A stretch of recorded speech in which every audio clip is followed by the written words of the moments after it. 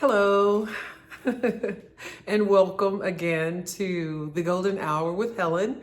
For those of you who are not familiar, I am using this platform of mine to share and chronicle my journey through divorce and custody, thus being called the Divorce Chronicles. I haven't posted in a minute, so I'm just being brave and I am hitting record. I don't have a script. I don't have anything that I have planned out. I just said a quick prayer a few minutes ago and asked for content. But a lot of the times where I get stuck is the fact that I'm not having a good day. I don't have any makeup on. I don't have the background that I want, or I'm not set up like the background I've been using I like. But today I had to do another video because my business is multimedia. So outside of being a performing artist and actress and singer, I also do educational videos for different school systems and anybody else who needs media. So if you need media, holler at your girl. Ooh. I think the lipstick is making my lips stick a little bit, but I'm going to keep going because I tend to, sorry about that. I tend to get stuck, right? And I'm sick of it. I'm sick and tired of the stuckness. Sick and tired of the stuckness. So earlier in the week, literally probably yesterday or Monday, because it's Wednesday, I was in prayer and I asked the Lord to once and for all and finally rid me of whatever lingering residue I have on me, on my energy, in my spirit, in my soul, of my ex and of that period of time in my life, which was our marriage, or so-called. But, okay. I'm gonna do better, y'all. I'm a lot more mature in the Lord than that. I know better. But child, sometimes flesh creature just wins. But I'm gonna do better. So I prayed that prayer, right? Because every time I feel like I'm getting to a level of peace, I've always had peace about the ending of the marriage. I was the one who filed. I was the one who requested the separation. And by that time, and it had been years since I could come to the conclusion of that, right? It took me years. So by the time I actually got to it, I was to it. I had really reconciled within myself that was what the right course of action was to be. But I don't think my ex did. And even though he moved on with someone else rather quickly, before the divorce was final. Well, child, before the marriage was over, but that's a whole other video. Stay focused, girl, okay? Okay.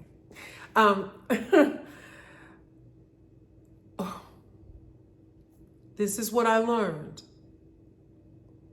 Shortly after our separation, let me see. So I do remember the month. It was July. We separated in April. So what is that? March. Oh, yeah. April, May, June, July. 3 months. Don't judge me. Sometimes I can be slow with, like numbers and weeks, days, all that. Sometimes for me it's like, whoa. But thank God I'm gifted in other areas. Anyway, I learned, this is what I learned. I learned in the month of July, after we separated that April, for the first time, and it was 2018, the Spirit said, I want you to get still. There are some things that you need to understand regarding your marriage and regarding the person that you were with. And to make a long story short, what I learned, and I'm going to tell you, I think I'm going to share with you exactly what the Spirit said to me. And in getting still, the Spirit literally meant physically still, because I was standing up. I think I was doing some things in the kitchen, and the next thing I know, the Spirit said, sit on the couch and get still. And I was like, okay, cool. And during that time in my journey with the Lord, I was, the Spirit was speaking to me a lot. And what I've learned in that is that a lot of the times when we are in a very fragile state, it doesn't necessarily mean, I know a lot of times people teach that the Spirit speaks a lot to you when you are in an infantile state in your journey. That's true, because you need that. But that is not always the case. Sometimes it is the case when you are in a very, very vulnerable state.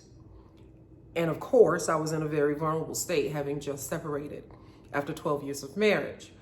And so after I sat down, the Spirit said to me, he never loved you. You were an opportunity.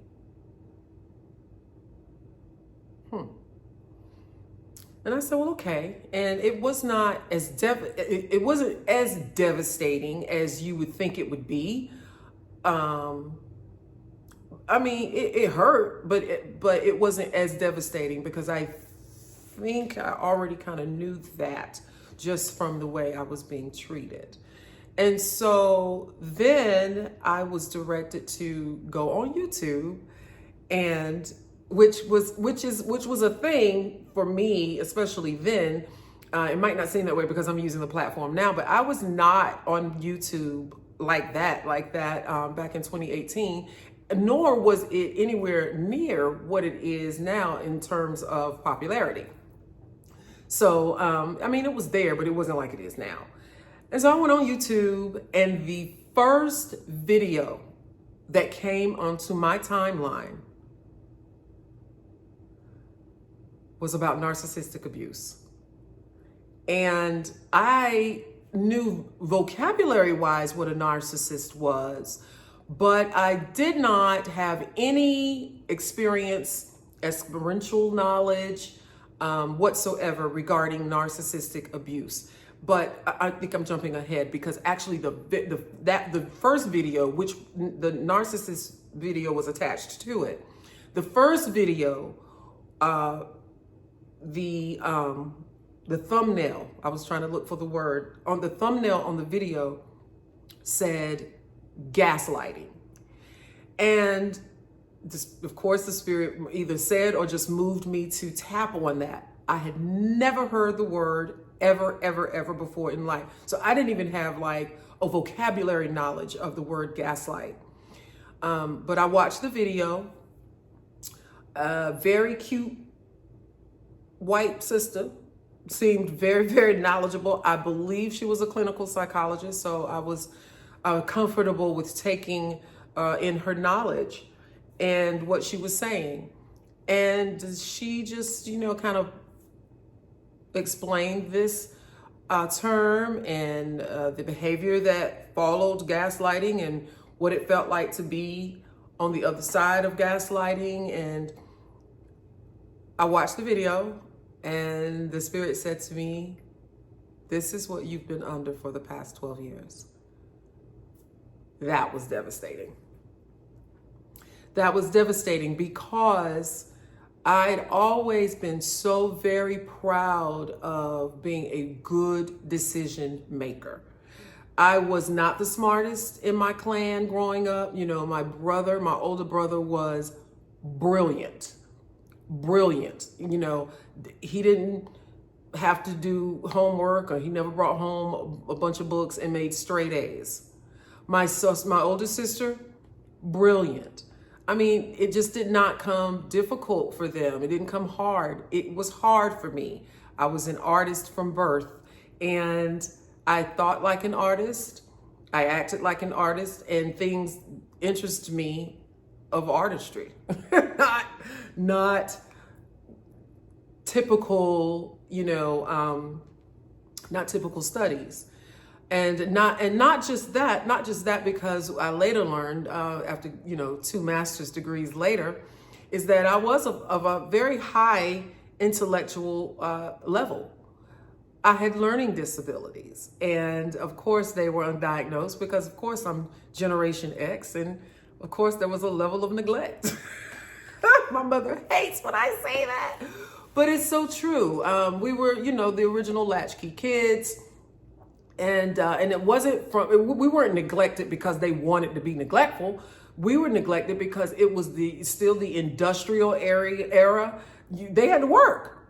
Parents had to work, and in that time, it wasn't the 60s or the 50s anymore. It was the 80s. Both parents had to work.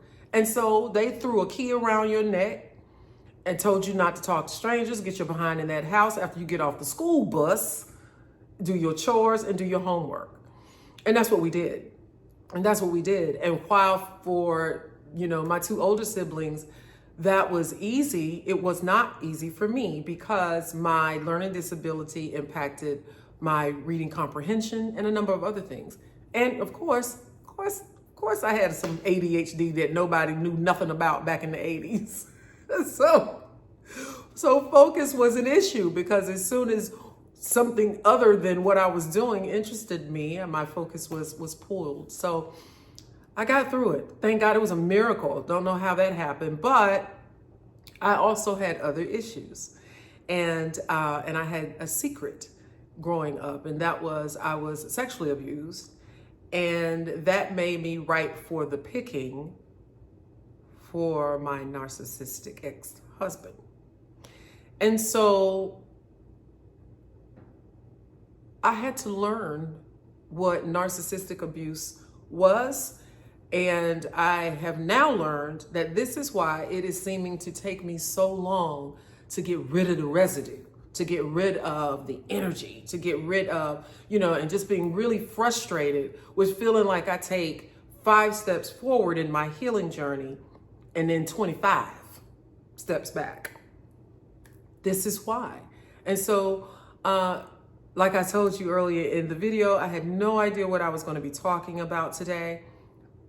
But this video is about asking you to be gentle with yourself. If you have experienced narcissistic abuse in a relationship of any term, I was going to say long term, but of any term, because if you are in a 3-month relationship with a narcissist, it's traumatic. It's traumatic because typically they pick those of us who are empathic. They pick those of us who have already been through some level of trauma and abuse, generally in our childhood. They pick those of us who are very sensitive and feel a calling to loving of humanity, and they abuse the hell out of that. Period. And don't beat yourself up about it, because what I am learning is that there is purpose in that. If you are able to identify it, even by way of this video, if you have identified it in the past, that is what you have experienced. As Paul says in the Bible, to count it all joy, because there's a reason that it was allowed. There is a reason that you went through it. And of course, it's always to help other people. It's always to help other people. And so figure out what that path is. Even if it is, just right there in your community, in your neighborhood, it doesn't have to be a global calling of helping others. So don't feel impacted or overwhelmed even by that, because it matters. I testified to an enterprise employee who was giving me a ride to my daughter's bus stop yesterday. And I testified to him, just, off the cuff. It was impromptu. That's what we're called to do. That was me helping someone. And of course, helping myself, because we overcome by our testimony. So I just wanted to hop up here because I did have on a full face of makeup and I thought I looked cute. Okay. And I hadn't been up here in a while, and I wanted to also see what it felt like to just be led, not having, all of the videos are spirit led. But when most of the time I sit down, I get the content, the overall content. And then I sit down and I prepare for these videos as though I'm preparing for a sermon or a speech. I'm not a preacher. I'm a speaker. And but I just wanted to be led today and see where the Spirit took me. And so that's where the Spirit took me today. I'm pretty sure that I will be doing more talking about narcissistic abuse, and one of the manifestations of that is gaslighting. And so we'll talk soon. In the meantime, I want you to be gentle with yourselves and to be patient in the gentleness. Don't judge yourself. Take good care of yourself. Try and practice healthy practices and how you're coping. We'll talk about that as well. And leave me a comment, subscribe to the channel, like the video, and pray for me as I'll pray for you. God bless you.